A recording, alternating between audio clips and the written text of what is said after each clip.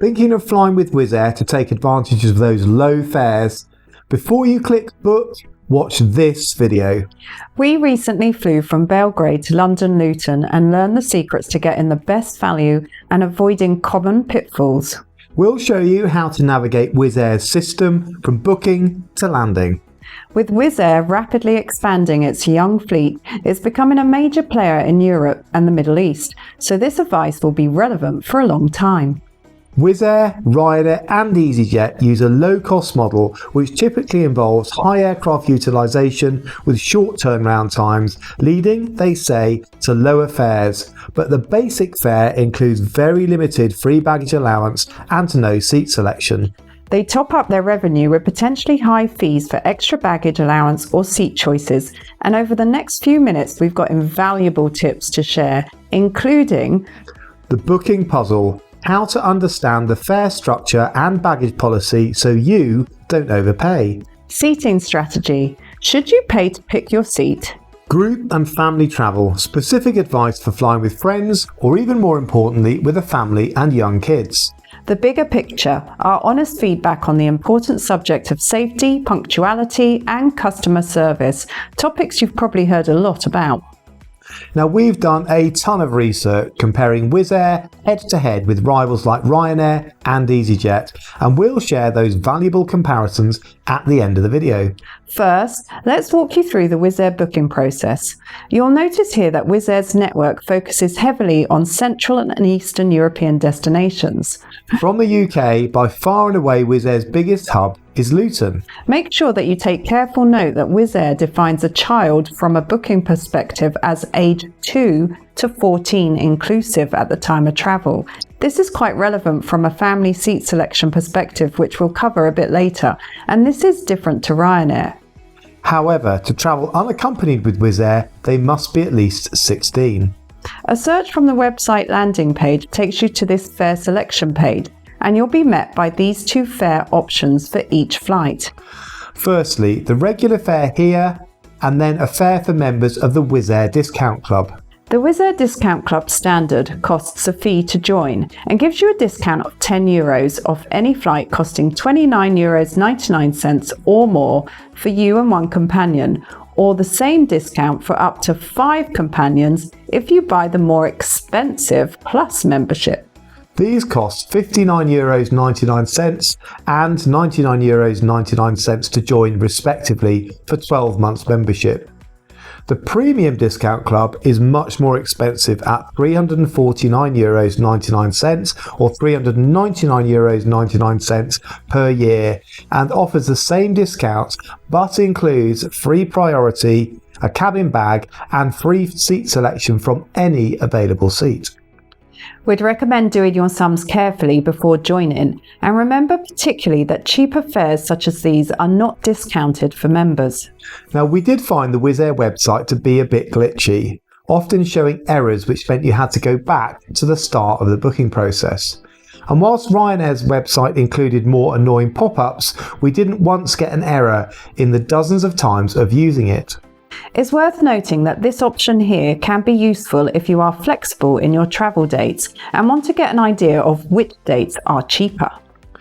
Now this fare, known as Wizz Basic, includes just a seat, which Wizz Air will select for you at check-in, and what it calls its free under-seat bag, which is a personal item measuring no more than 40 by 30 by 20 centimetres with maximum weight of 10 kilograms. And must fit under the seat in front of you. Wizz Air is very strict about this policy, and you can expect to have your bag checked if it appears to be oversized. Whichever fare or package you select, every passenger, including babies, are entitled to bring on board this free under-seat bag. If you want to take a heavier or larger luggage, whether you carry it on yourself or check it in, then you'll have to pay extra. The same applies to seat selection. On the screen now is a quick guide to the size limits of Wizz Air's carry-on and checked-in bags. Now this is probably the most searched question about flying with Wizz Air, so we've created a separate video dedicated to Wizz Air's baggage allowance, and we'd recommend heading over there after watching this video. There's a link at the end. Now, after you select your fare, you are taken to a page where Wizz Air tries to persuade you to buy an add-on package, which bundles additional baggage, seat selection and other benefits together. Now these Smart, Go and Plus packages offer the chance to pay to take what Wizz Air calls a trolley bag, a checked-in suitcase or both, plus they offer the option to select your seat at the time of booking. In the case of the Plus option, these seats include what they call premium front row or extra legroom seats. Some important things to note here. You don't have to buy a package in order to pay for extra baggage. You can stick with Wizz Basic and add bags and seats independently later in the process. In our ultimate guide to Ryanair, you will see that our research concluded that it was almost always cheaper to say no to the offered packages, stick with the basic fare and buy seat selection and extra bags independently during the booking process. With Wizz Air, our research suggests that this is not the case. The Smart and Go packages appear to be priced to fairly reflect the cost of buying the bags and seat selection separately. And with the Plus fare, we noted that it was often better value to buy the package rather than the individual items. Now, if you buy either the Smart or the Go package, then you can pay the difference to select a premium seat. If there are more than one person aged 2 or over on the booking, then everyone in the booking must buy the same package. If this doesn't suit you, say for example you don't all need to take a wheelie, then you have two options. Either don't buy the package and add bags independently later in the process. The website allows you to select each passenger separately and add bespoke bags to each passenger. Alternatively, you could simply make 2 or more separate bookings. If you elect not to buy a package, then pressing this green button takes you to a page with 3 more sales pitches. So firstly, a nag to buy the Wizz Smart package again, an option to lock the fare in for a fee, and a chance to purchase an add-on called Wizz Flex. This is included in the Wizz Plus package, but buying it separately is an option with all fare types here. One key thing to note is that Wizz Flex does not offer the option of a cash refund if your plans change. Rather, it shows as a credit in your Wizz Air account valid for 90 days. After that time, it expires unless you use it to purchase a new flight. The next page is dedicated to baggage options. It's worth mentioning at this point the concept of Wizz Priority, which you'll see is included in the Smart and Plus packages, as well as being included if you purchase the trolley bag as a standalone addition. Now, in our opinion, both Ryanair and Wizz Air's Priority offering is an outdated marketing ploy, dating back to when low-cost carriers didn't allocate seats and there was a mad scramble to board the aircraft in order to snag the best seats. In those days, you could pay extra to be one of the first on board and thus get the better seats. Wizz Air passengers are always allocated a specified seat, either self-selected or system allocated at check-in. The Priority concept suits airlines like Wizz Air because Priority passengers have trolley bags which needs to go into the overhead lockers, and getting those passengers aboard first speeds up boarding, allows quicker turnaround and saves money. If you don't have Priority, then it'll be because you haven't paid for a trolley bag. You won't need space in the overhead locker, and you can put your personal item under the seat in front of you. In other words, there's no real benefit, in our opinion, to being first aboard, so we'd not recommend paying extra just for the Priority concept. Let's move on to seat selection now. Selecting your own seats on Wizz Air is considerably more expensive than it is on Ryanair, based on our research, although the premium which you pay for a seat nearer the front or by an exit row with more legroom is not as steep. One thing we did particularly like was the option to simply pay to sit together, which costs very slightly less than individual seat selection. We think that there are 3 key things you need to know about Wizz Air's seating policy. Firstly, for parties of 2 or more passengers where everyone is aged 15 or over, if you don't pay to sit together, then it is very likely that the automated check-in system will split you up and you won't be seated together. On longer flights, exit row seats do offer considerably more legroom, and on the A321neo, this exit row, in our experience, is by far the best row. Finally, children aged between 2 and 14 will be seated with at least one accompanying adult aged 16 or over for free. This is a significant benefit compared with Ryanair's policy. However, it's worth being clear that this does not mean that a family of 2 adults and 2 children, for example, will be seated in the same row. What it means is that the 2 children will be seated with one of the adults, but the other adult could be elsewhere on the aircraft. Passengers aged 15 and over will be seated randomly. The only way to be sure that all members of your party sit together is to pay for seat selection. Before we cover the check-in process and airport experience, here's 3 tips that might be helpful if you're travelling on a tight budget, or just tight, like him. Now, if you're booking a return flight, then we'd recommend spending a few moments to see if buying 2 singles works out cheaper. With Ryanair, this was almost always the case, but with Wizz Air, it was less conclusive. As you can see, it saved money on the 3 of the 4 options we modelled. Just bear in mind that one leg of your journey may well be charged in a different currency, so make sure that you use a credit card with low foreign exchange fees. Our second tip here is to ask whether you really need seat selection. At a minimum, it will set you back in the region of £30 for a return flight. That's about €35. If you decide not to, but still need to pay for bags, then simply say no to any of the packages and choose the bags you need at the next step in the booking process.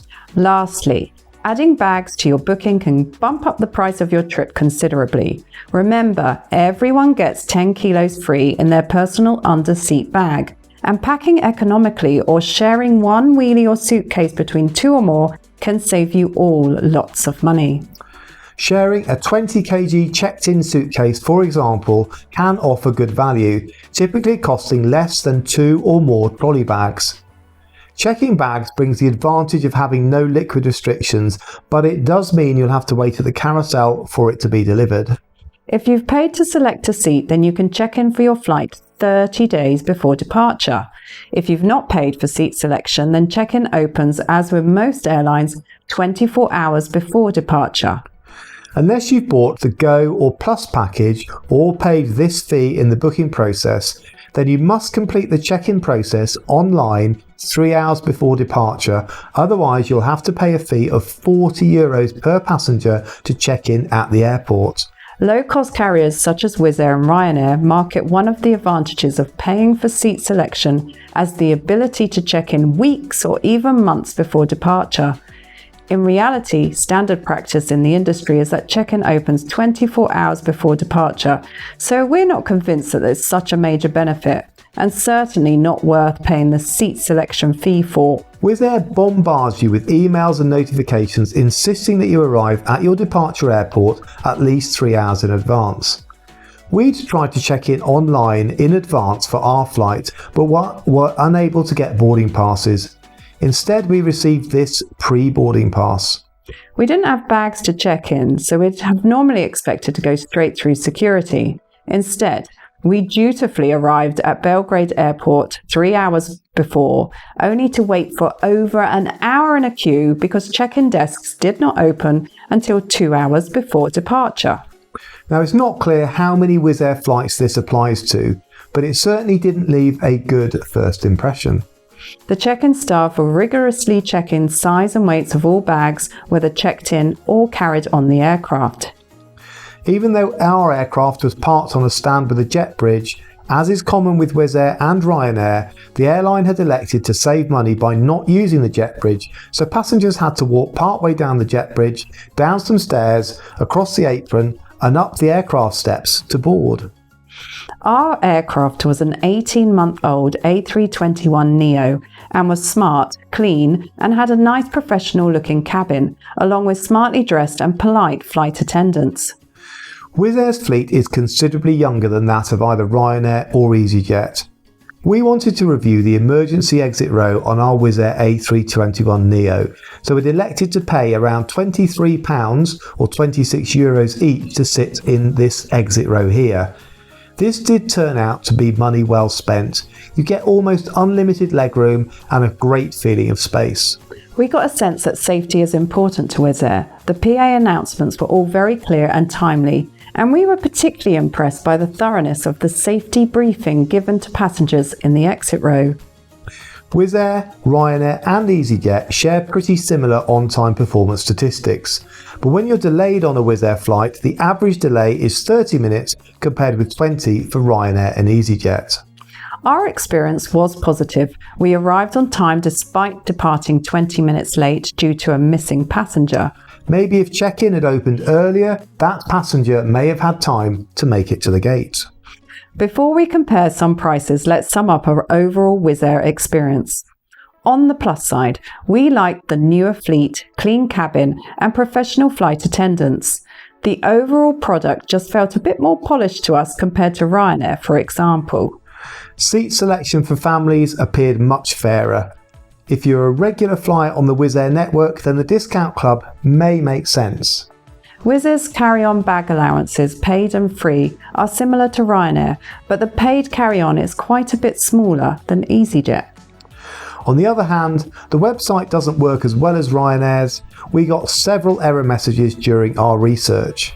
Seat selection is expensive, and making passengers arrive 3 hours before departure when check-in doesn't open until an hour later is a complete own goal. On balance, we'd fly Wizz Air again, but we do all we could to minimise the amount of luggage we take and think twice about paying for seat selection unless it was a longer flight, in which case we'd splash out an extra few pounds or euros for the comfort of an exit row seat. Comparison with Ryanair and EasyJet pricing. Making direct comparisons is difficult because there are a few routes where the three airlines compete directly. 3 routes we did find are London to Barcelona, starting in April 2026, London to Krakow, and Malaga to London. So what did we discover? Well, to start with, the basic fare only tells a tiny part of the story. It's very relevant if you plan to travel with the free baggage allowance only, and this video here tells you how these allowances compare. However, as soon as you add bags or purchase a package, any difference in fare can change dramatically. In all 3 examples, EasyJet's package and paid for carry-on bag were the most expensive, but in 2 of the 3 examples its fare was the lowest. The exception to this was London to Barcelona, where Wizz Air had the lowest fare, but this is a new route for Wizz Air from next spring, so it may well be using promotional pricing. Ryanair's paid for carry-on and package prices were cheapest in 2 out of 3 examples. Again, the outlier being London to Barcelona, where Wizz Air is still cutting its teeth. Whilst these 3 examples are not enough to draw any firm conclusions, they highlight at least the need to be aware that the basic headline fare needs to be seen in conjunction with add-ons which you intend to purchase, at least until the proposed EU rules on carry-on bags take effect. Thanks very much for watching, and we hope you've enjoyed this video. Now here is a link, as promised, to the Wizz Air baggage allowance video, and we hope you watch that one too. Thanks a lot. Bye bye.